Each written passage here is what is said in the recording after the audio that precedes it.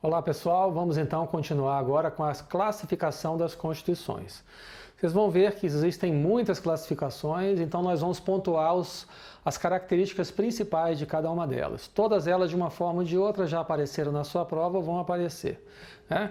E não há perigo de confusão entre uma e outra. Exemplo, exceto, por exemplo, a questão de nominalista, nominal e semântica, que pode dar uma confusão, da concepção cultural e culturalista, que as bancas às vezes trocam um nome pelo outro, e consideram como a mesma concepção, mas no geral 99% dessas características elas estão bem definidas em cada uma das classificações. A primeira que a gente vai tratar aqui, né, é a classificação quanto à origem. Então, quanto à origem, as constituições podem ser promulgadas, são aquelas chamadas democráticas, votadas ou populares, né? Originadas da legítima vontade popular, seja diretamente por meio de uma assembleia, diretamente por meio de plebiscito, referendo ou iniciativa popular, que não existe no nosso caso brasileiro, ou através de uma assembleia constituinte, cujos representantes tenham sido eleitos para ratificar ou para formatar essa nova Constituição. É caso das constituições brasileiras de 1891, ainda que a Assembleia Legislativa Constituinte, naquele caso, não tenha sido totalmente democrática, mas considera-se que ela tenha sido promulgada. A Constituição de 1934, a Constituição de 1946 e a Constituição de 1988. Já as constituições outorgadas, elas são impostas de maneira unilateral, estabelecidas ad hoc, ou seja, a posteriori, né? Ou por um grupo, uma junta militar, ou por um ditador, ou por um grupo de pessoas que deseja uma ruptura com a ordem constitucional vigente.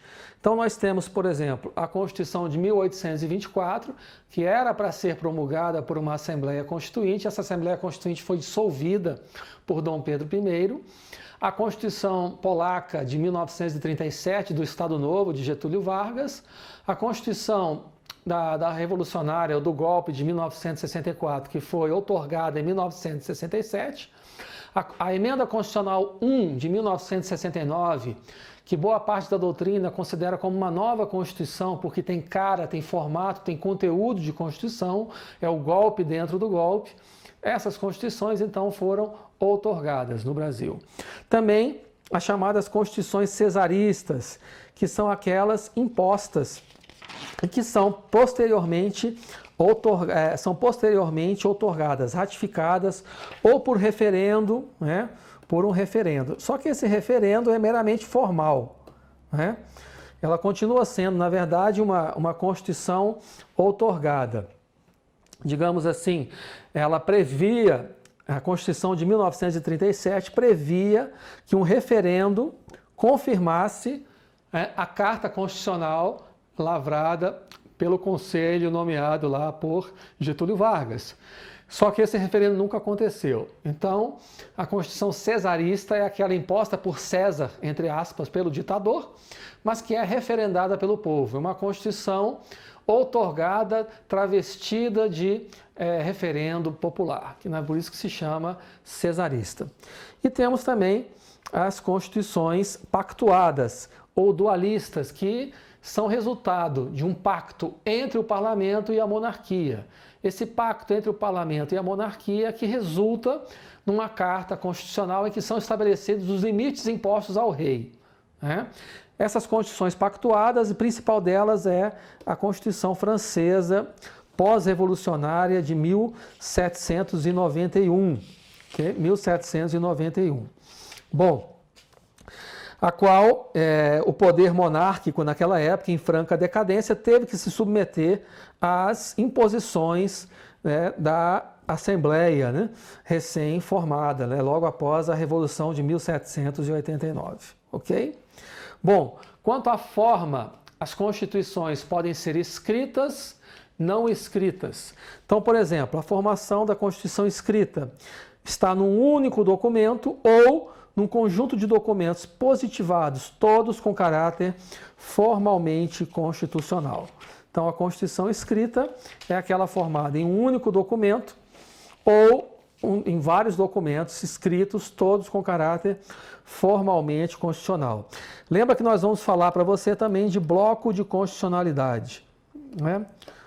Bloco de constitucionalidade, que nós vamos falar mais à frente, que no Brasil representa tudo que tem força normativa de Constituição, que é a própria Constituição Federal, as emendas, os tratados com força de emenda constitucional, que são aqueles tratados aprovados na forma do artigo 5º, parágrafo 3º, né? Então, tudo aquilo, né, as súmulas vinculantes. Então, tudo aquilo que compõe, né, o chamado bloco de constitucionalidade. Ok? Bom, quanto à forma, as constituições também podem ser não escritas. Cuidado! As constituições não escritas, não é que não existam documentos escritos. Elas não são exclusivamente consuetudinárias ou tradicionais. Elas podem ter documentos escritos, esparsos, né, mas também serem fundadas em consensos, em tradições, em direito consuetudinário, chamado direito das gentes. Né? Então, o que destaca ela das constituições escritas é que elas não estão em um único documento escrito e elas também, digamos assim, elas podem ser alteradas ou modificadas muitas vezes por lei ordinária. Okay? Então, as constituições não escritas são compostas por documentos esparsos e também por tradições,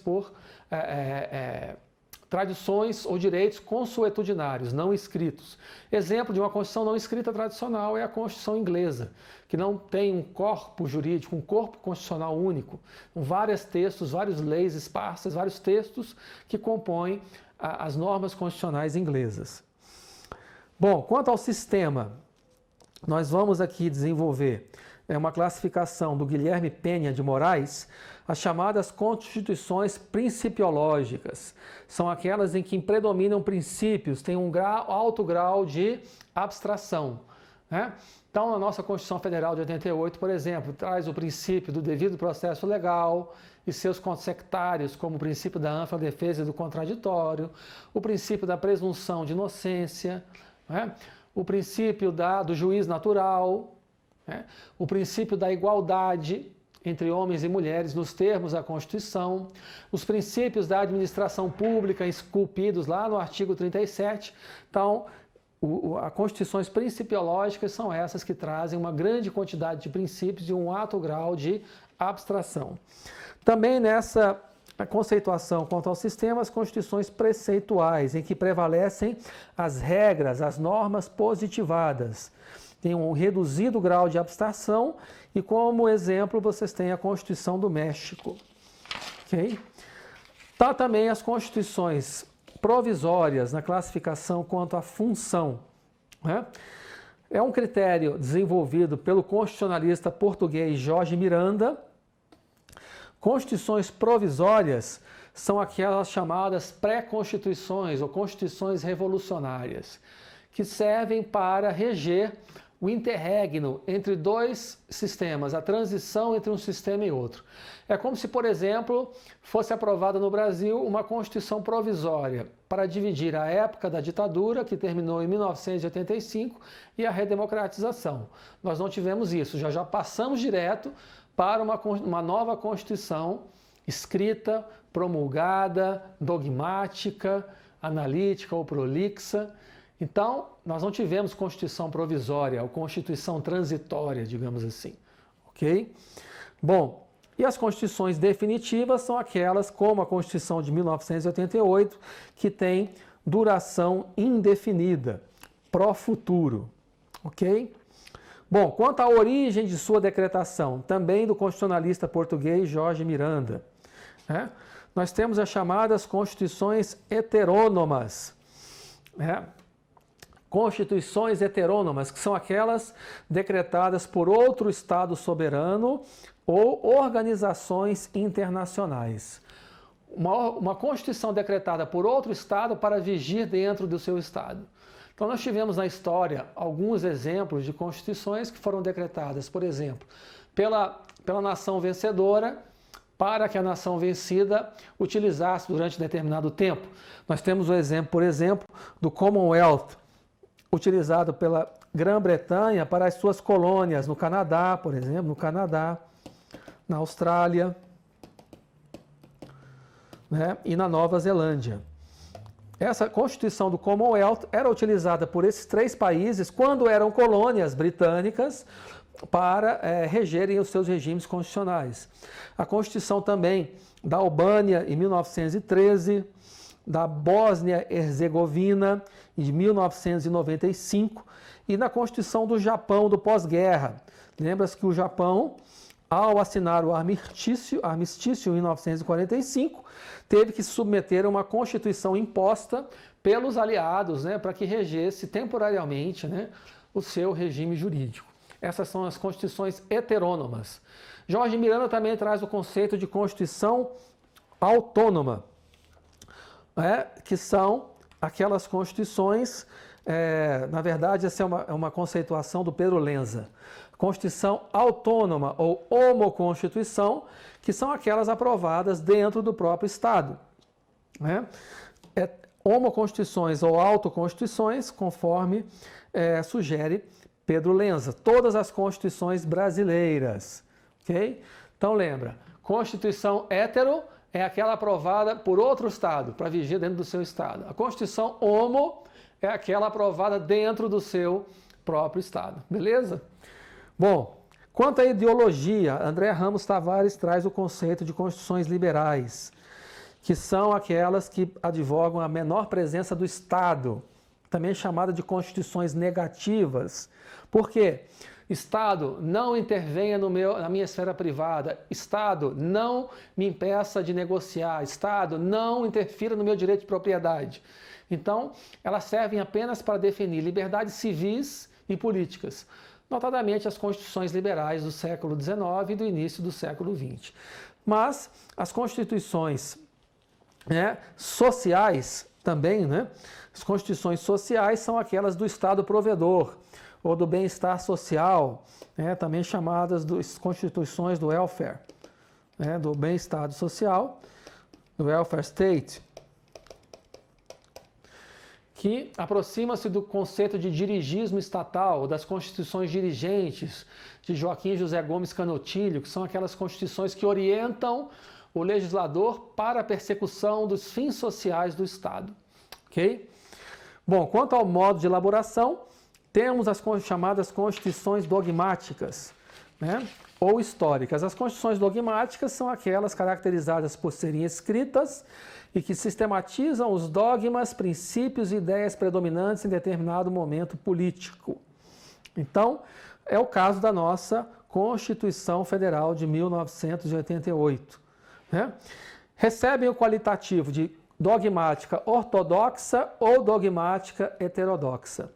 Dogmática ortodoxa são aquelas pragmáticas que retratam, ortodoxa, que retratam uma só ideologia. Então, uma ideologia só, como a Constituição da antiga União das Repúblicas Socialistas Soviéticas.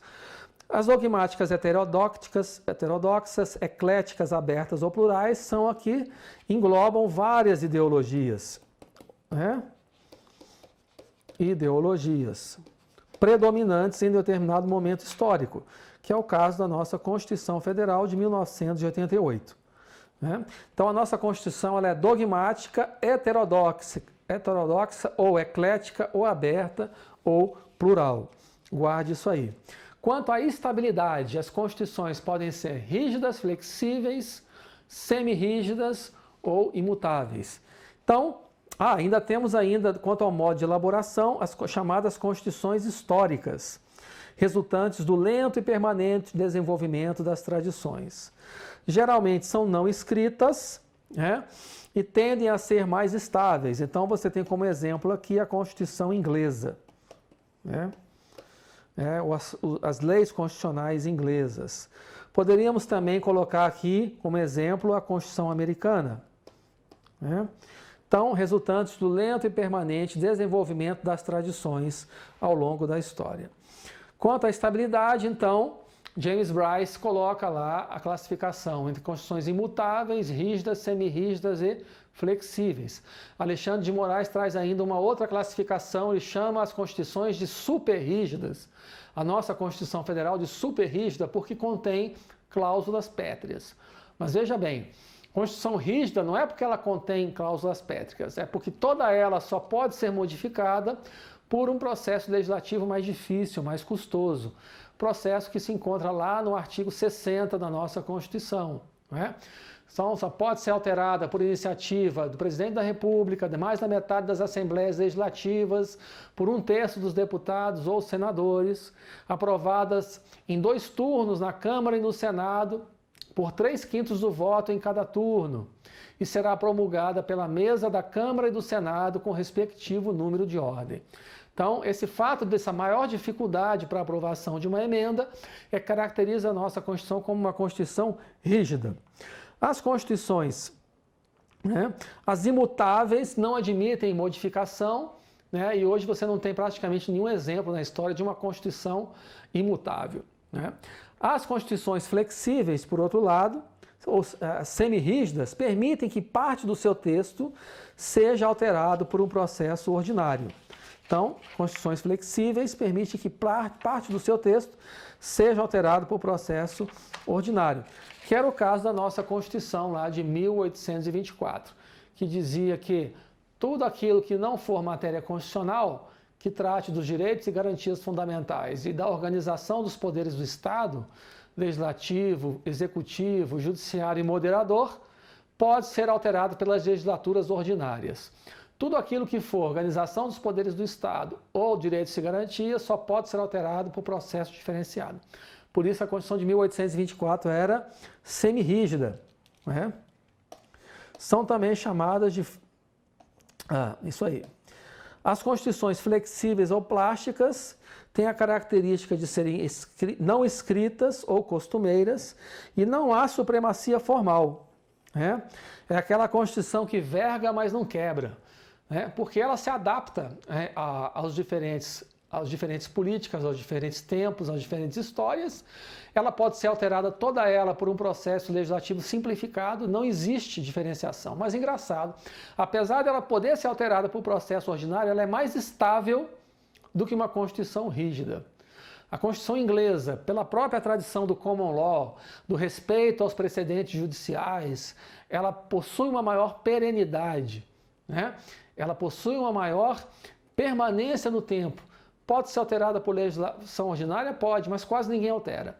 É muito difícil você ter uma modificação do texto constitucional inglês justamente por essa maior perenidade, ser uma Constituição histórica, que respeita as tradições e os precedentes judiciais dentro da tradição do common law. É uma Constituição flexível, mas é mais estável. Então guarde essa característica. Quanto ao conteúdo, Constituição em sentido material, é aquela que só traz matéria constitucional. Lembra lá da concepção política de Carl Schmitt? Então, dentro da concepção política de Carl Schmitt, só é Constituição, como dizia a nossa Constituição de 1824, lá no artigo 178, vamos ver aqui, só é constitucional tudo que diz respeito aos limites e atribuições respectivas dos poderes políticos e aos direitos individuais dos cidadãos. Tudo que não é constitucional pode ser alterado sem as formalidades referidas pelas legislaturas ordinárias. Então, Constituição em sentido material. Mas a nossa Constituição é Constituição em sentido formal, a Constituição de 1988, porque ela toda tem sentido constitucional, tem força normativa de Constituição. Ela toda. Então, mesmo lá o artigo, o 242, que diz que o Colégio Pedro II permanecerá na órbita federal, ou as disposições relativas ao subsídio em parcela única do artigo 39, parágrafo 4º, que fala dos servidores, questões muito específicas de seguridade, lá no artigo 194, 196, questões muito específicas de meio ambiente, no artigo 225, que poderiam ser tratados em lei ordinária, estão no texto constitucional. Por estarem no texto constitucional, tem força normativa de Constituição. É tudo Constituição em sentido formal. Todas essas normas servem de parâmetro para o controle de constitucionalidade. Quanto à extensão, nós temos as constituições sintéticas, que são aquelas constituições concisas, materialmente constitucionais, como a Constituição Americana de 1787. E temos as constituições analíticas, extensas, largas ou prolixas, que tratam de matérias variadas, né? Como a nossa Constituição Federal, com 314 artigos, que são os 250 mais os 114 artigos do ADCT. Estava certo aqui, são 314 artigos. Quais são as mais estáveis? Já dizemos para vocês, as constituições sintéticas, breves ou concisas, tendem a ser mais estáveis ao longo do tempo. Então, bom, quanto à extensão, temos ainda as constituições expansivas, uma classificação de Raul Machado Horta, que tratam de temas novos, detalhamento dos temas tradicionalmente constitucionais, possuem um conteúdo anatômico e estrutural e fazem uma comparação constitucional interna e uma comparação constitucional externa. Estão sempre dialogando com outras constituições ou com tratados constitucionais. Por exemplo, o Pacto de San José da Costa Rica, em seu artigo 7º, que estabeleceu que não haverá prisão civil por dívida a não ser do devedor de alimentos. Isso foi incorporado à nossa Constituição? Não. Mas o Supremo deu interpretação a esse tratado, afirmando que ele afasta a prisão civil do devedor, do depositário infiel, que está prevista no artigo 5º. Né? Não afastou o texto constitucional, mas afastou dispositivos legais que tratavam da prisão do depositário infiel. Também o Tratado de Marrakech, esse sim foi incorporado com força de Constituição. Ele tem força de Constituição materialmente falando, que trata do acesso aos deficientes visuais. Também o tratado, a Convenção sobre o Direito das Pessoas com Deficiência, a Convenção Internacional, também incorporada com status constitucional. Então, esse diálogo externo entre normas externas caracteriza a Constituição expansiva. Quanto à correspondência com a realidade, muito importante, guarde o nome desse camarada aqui, o Karl Lowenstein, que classifica as constituições normativas como aquela que em sintonia com a realidade social e política. São aquelas que efetivamente regulam a realidade e a atividade estatal, e nas quais o Estado se submete aos seus ditames, ou seja, o Estado se submete às suas normas. Já as constituições nominativas são aquelas de brincadeira, de faz de conta, não conseguem disciplinar o poder. Existe uma discrepância com a realidade social e política. Elas são praticamente ignoradas pelo poder dominante. Ela se assemelha muito àquela concepção de Ferdinand Lassalle de Constituição como mera folha de papel. Não consegue regular a realidade política, não reflete os fatores reais de poder, mas sim reflete apenas o poder dominante, ou seja, aquilo que está no momento, né? O poder ad hoc. Não consegue fazer-se presente, não consegue regular a vida do Estado e nem os poderes do Estado. Essa é a Constituição nominativa. Bom, e há também as constituições semânticas, que servem para justificar e manter o poder dominante. Ela confere legitimidade formal ao grupo que assumiu, né? Legitimidade formal. Por exemplo, né, a Constituição Brasileira de 1937, que conferiu legitimidade ao presidente Getúlio Vargas para editar decretos-leis, e a mesma Constituição de 67 de 37, permitia que o presidente revogasse qualquer declaração de inconstitucionalidade feita pelo Supremo. Então, se o Supremo declarasse inconstitucional uma norma, o presidente Vargas poderia vir e dizer, não, eu afasto essa declaração de inconstitucionalidade. Então, a Constituição Semântica de 37 justificava o poder dominante de então. Quanto à finalidade, você precisa guardar aí a classificação das constituições garantia, né, que são constituições de texto abreviado, que estabelecem garantias fundamentais de primeira dimensão, também chamadas de liberais. Ainda no critério teleológico, você tem as chamadas constituições orgânicas, que são aquelas codificadas em um único texto, que é o caso da nossa Constituição Federal de 88. Mas não esqueça que há tratados com força de emenda, que eu falei para vocês, o Tratado de Marrakech e a Convenção Internacional sobre o Direito das Pessoas com Deficiência.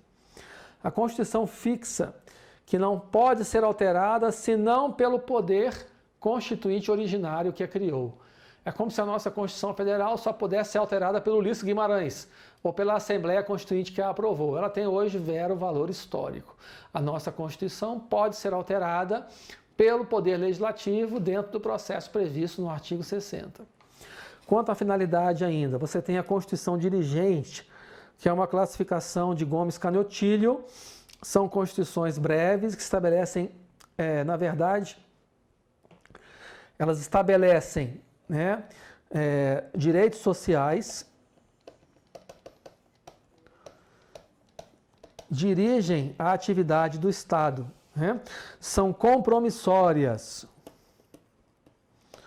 Lá no nosso material teórico você encontra todas essas classificações detalhadas, estabelecem o dirigismo estatal, ou seja, a orientação para que o administrador, o legislador, cumpra os fins sociais do Estado estabelecidos na Constituição, que justificam, por exemplo, um mandado de junção, justificam a existência de uma ação indireta de inconstitucionalidade por omissão, justifica que o Poder Judiciário possa ser objeto de judicialização de políticas públicas para que o Poder Judiciário defira a entrega de remédios, defira a matrícula em creche no ensino fundamental. Isso por conta da Constituição Dirigente, dentro da conceituação de Canhotilho. Bom, a Constituição Balanço serve para vigorar durante um determinado tempo, para fazer uma avaliação de uma ideologia durante um determinado tempo. Então, por exemplo, a Constituição da URSS, a União Soviética, a Constituição de Cuba, que faz, então, uma avaliação desse período, em que houve uma única ideologia vigendo. Podemos incluir, talvez, aí também a Constituição da China.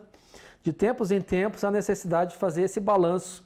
Apesar de ser um partido único, uma ideologia única, de tempos em tempos é feito um balanço sobre um período determinado. Ok? Bom, outras classificações de Constituição. Temos a classificação de Daniel Sarmento, Constituição ubíqua. O que é essa tal de Constituição ubíqua? Os conflitos forenses e a doutrina jurídica foram impregnados pelo direito constitucional. Então existe uma espécie de panconstitucionalização. A Constituição está em tudo. Está nas escolas, está na televisão, está na transmissão das sessões do Supremo, está nas discussões políticas, está quando o Congresso, por exemplo, aprova uma lei, uma emenda constitucional, dizendo que a vaquejada não é cruel com os animais, contradizendo uma decisão do STF, dizendo que era. Então, essa panconstitucionalização é que permite muitas vezes o ativismo judicial, a judicialização e o chamado neoconstitucionalismo, onde se unem poder, onde se une direito e moral, onde direito e política aproximam-se e o poder judicial aproxima-se mais das decisões políticas. Ela recebe muitas críticas, tanto de Lênin Streck, por exemplo, e que esse perfil neoconstitucional não estaria validado ou não estaria justificado no texto da Constituição. Mas essa Constituição ubíqua, essa ubiquidade, dessa onipresença da Constituição é defendida por Daniel Sarmento. De outro lado, você tem a Constituição Chapa Branca, de Carlos Ari Sandfeld, e chama a Constituição Chapa Branca de uma carta corporativista. Uma carta corporativista que só serve aos privilégios e aos interesses do poder dominante. Principalmente, o núcleo duro desse texto constitucional, ele serve para proteger os interesses corporativos do setor público ou de determinados estamentos, por exemplo, dos magistrados, membros do Ministério Público, dos servidores públicos de alto escalão, estabelece uma blindagem para que haja sempre, por exemplo, aumentos salariais, para que o teto constitucional seja guarnecido. Então essa Constituição chapa branca seria uma espécie de garantia dos poderes ou dos privilégios de determinados grupos, determinados estamentos políticos dentro do Estado. Então, com isso, a gente encerra essa parte da classificação das constituições e vamos passar logo em seguida, ainda neste bloco, para os elementos das constituições.